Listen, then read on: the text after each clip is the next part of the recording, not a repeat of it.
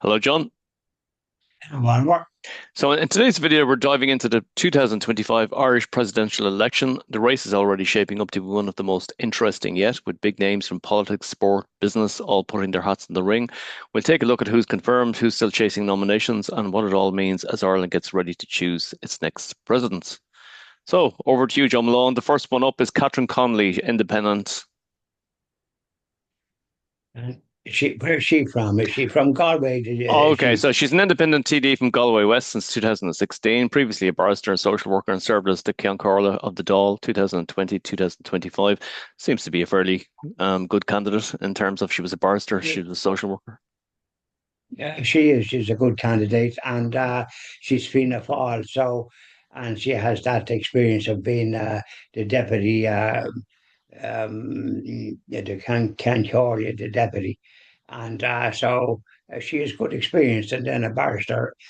So she's well qualified in that sense, and she has the political experience as well as the business of being a barrister, which is very good. And you have to work hard to get that particular qualification. You can indeed. I don't think she's Fianna Fáil. I think she's going as an independent. But anyway, there we go. Um, Heather Humphreys, Fine Gael, background Fine Gael TD for Cavan Monaghan since 2011, served as Minister for Social Protection, Community and Rural Development and Minister for Justice at various times. Another strong candidate. She served as Minister for Justice. Yeah, she is a strong candidate, and about and a strong candidate for Fine Gael from Fine Gael Yeah. as a former a TD, and she's a good while in the Dáil as far as I recall. She's from the Monaghan constituency, so she will command a certain amount of support, no question or doubt about it. She's a strong candidate. Absolutely. So here we have Jim Gavin. He's a Fianna Fáil backed candidate. He's a former Dublin GAA football manager, famed for leading Dublin to six All-Ireland titles, worked as a civil servant in aviation, positions himself as a unifying figure who can restore trust in public life with emphasis on leadership, service, and community values. Past comments on political and planning incompetence have resurfaced since his candidacy. So there's another candidate. Well, he's the official Fianna Fáil candidate, probably, and that's a good. And he seems a strong candidate with his ministerial experience, and perhaps with the with the experience in the various departments, he has learned various things, and he should be a good asset. So he's officially Fianna Fáil, but the first candidate from Galway, Mrs.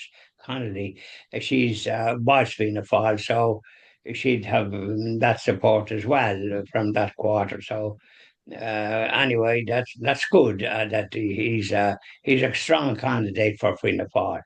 He is because I think that he's a former Dublin GAA football manager, you see. So he's Yeah, and he's the one All Orange and under his leadership. So this is the thing. he will get sports people would know all about him. Okay. So next we're going to move up to the independent seeking council nominations. And the first up here is Conor McGregor, internationally famous UFC fighter and entrepreneur known for his athletic achievements and controversial public image. This is a person, okay, who has achieved a lot in terms of sport. He's has backing from people like Elon Musk. He's another candidate going forward. I think he's now looking to get the nominations from Roscommon and Donegal, as last I heard, you know. Well, he's putting his hat in the ring, and he come from humble background and in the Crumlin area, but he's prospered with it, the sport that he took up, this martial art type of sport, and was a champion. So, and he has the support of important people in the United States, like Elon Musk is a very important individual and a billionaire and all the rest of it. And President Trump, I think, when Conor McGregor was visiting him, it seemed to be a very happy, jolly occasion. So he has some charisma, and we'll see how he gets on. So he has a bit of baggage, but the rest of us have baggage probably during our lives. But aside from that, he's putting his hat in the ring. So Hmm. That's good. So next, we're going to move on to a man who's already been there. He knows what it's like to do a presidential campaign. He's spent a fortune like all the rest of them who've run before. It's Peter Casey, businessman, best known for his 2018 presidential run, where he finished second behind Michael D. Higgins with 23% of the vote. Born in Derry, based in Donegal. He's actually very likable. A lot of people do like him. He emphasizes common sense politics, tackling political elitism, representing ordinary Irish people. His 2018 campaign was marked by controversial remarks on social issues, I remember. He's another good candidate. He is another good candidate, and he's been there before, so he'll get support because he has a common sense type of approach to things, and as a businessman, when you're in business, you won't succeed unless you have a bit of ability to be able to overcome hurdles and so on and so forth. So he has credentials that will command support. Now, here's a very interesting candidate coming up next, Kieran McCarthy, and you'll see why he's interesting when I read out. Okay, the background, independent Cork City Councillor, historian, and former Lord Mayor of Cork. Platform is very interesting. Promotes cultural heritage, diaspora connections, and civic pride, branding his campaign as giving voice to the many stories of Ireland. This is an interesting candidate because he's talking about really cultural heritage, Ireland, civic pride. These are all strong things, so I would consider him a strong candidate. Well, he'd be a strong candidate, and he was a Lord Mayor of Cork. He must have had some ability to get votes, or whatever way he become Lord Mayor of Cork. And he must have been in on the council, and in Cork they're pretty capable, I have to say, at getting things done because I had the pleasure of working in Cork for years ago and often visiting us then in business that I was in, and I found the Cork people are very likable and jolly people. They certainly have opinions, and they're pretty strong-willed, and I personally like them very much. And this candidate, a former Lord Mayor, he has experience as well, so he's another good candidate. He is indeed, So we'll move on to the next candidate, Garrett Sheridan. Background entrepreneur from Dublin, founded NutriBrand, a pharmaceutical nutrition company listed on the Nasdaq.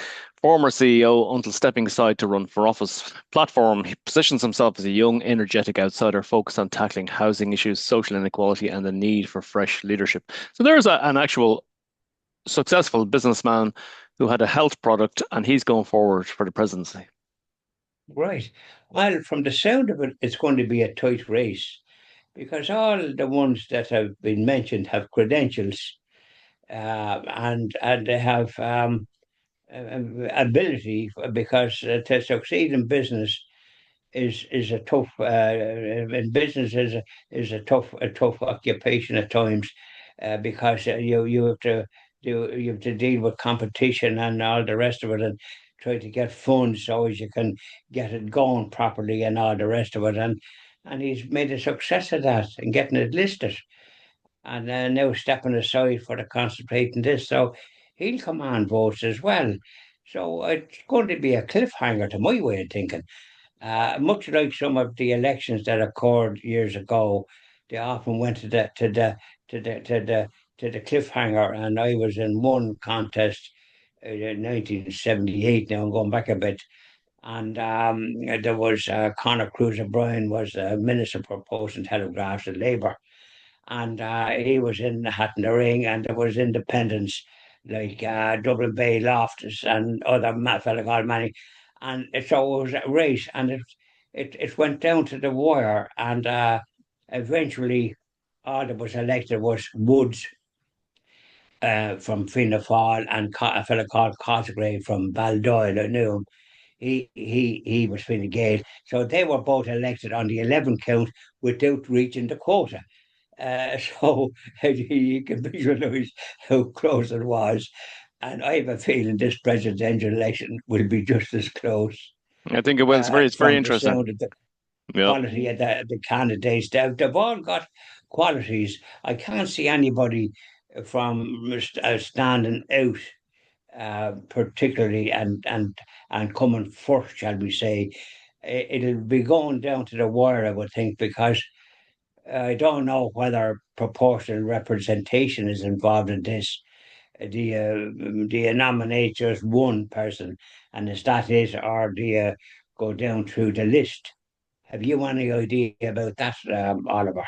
I don't, but we have two more candidates here. So we've got Nick Delahunty, lawyer All right, turned businessman with limited public profile prior to his candidacy. Um, just a second now. Delahunty. Well, So that's a Wicklow name, I think, is it? and Delahunty. So, well, I don't, but he has his hat in the ring anyway, so he'll be looking for support as well. Go Yeah. ahead. And then we have Joanna Donnelly. I think she's withdrew her nomination now. She's a former Met Éireann meteorologist and longtime RTE weather presenter, known for clear communication and work in public service. I think, as far as I'm aware, she has withdrawn, you know? I suppose there again, yeah, well, there you are. She had some experience with people that look at RTE and look at all that would know about her. I never heard of her, but I did hear some of the others that Yeah. was mentioned, and so it's So it's going to be a tight race. Is that all the candidates now so So far? that's all the candidates that I know of that I'm aware of. Okay, so the deadline for nominations, there could be more, maybe coming into the race. I don't know. The deadline for nominations is September the 24th, and I think it's going to be an interesting mix there. There's a nice mix of sports, business. You got people who are lawyers. You've got a right good mix there for a good campaign. You have, and I think proportional representation is going to come into the picture because when Mary Robinson got the presidency, it was on the transfers from the Fine Gael candidate. Brian Lennon was ahead.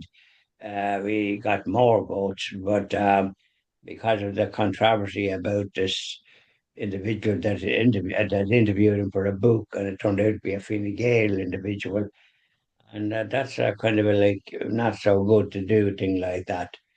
Yeah, look, I think the way it's done is a bit there's a lot to be desired. Um, it leaves a lot to be desired. The thing is, they need to change the whole system of how somebody goes forward to become the president. It's quite difficult to become a president and get the nominations and a whole lot. So I'd like to see that change. I'd like to see a reform of the system. I think you'd be right because when you have to get when you're not a political person and being in the Dáil, you have to try and seek help from councillors and from the number of candidates that's in the race. There's quite a few looking for support from county councils. Now that's going to be a tough call, isn't it? Because some mightn't get sufficient. And as you rightly say, it should be changed that it be more fair, if you like, because like it looks to be what's this? It looks to be sort of only a narrow number of candidates can be sure of getting the four nominations from county councils. And I don't think that's helpful in a democracy, if you like, when candidates that have ability and are willing to go forward and have experience in business or whatever they might have experience in and made a success of it. I think they should have be able to go forward without having to have all these political, for county councillors to support them or TDs. I mean, it should be maybe ordinary people could support him or something, or as you rightly say, it should be more democratic, so that candidates don't have to depend on what they have to depend on at the present time. So perhaps we might suggest that it be reformed to give candidates a better chance of competing without being tied down. A good candidate mightn't get the support of councillors. I think, look.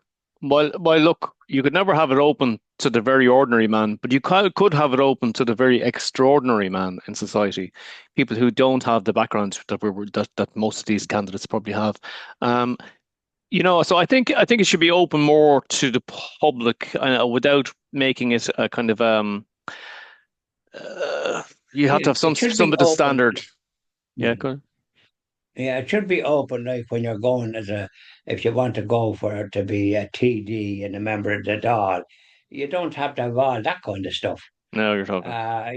You pay an amount, and then you're able to register. So if you can do it for going for the Dáil, which, as you know, I did on a couple of occasions, and didn't do too bad in some ways, considering I didn't really canvass and all the rest of it. But the fact of the matter is that if we do that, if you can do it for the Dáil, the presidential candidate is not the Dáil; it's an honorary position.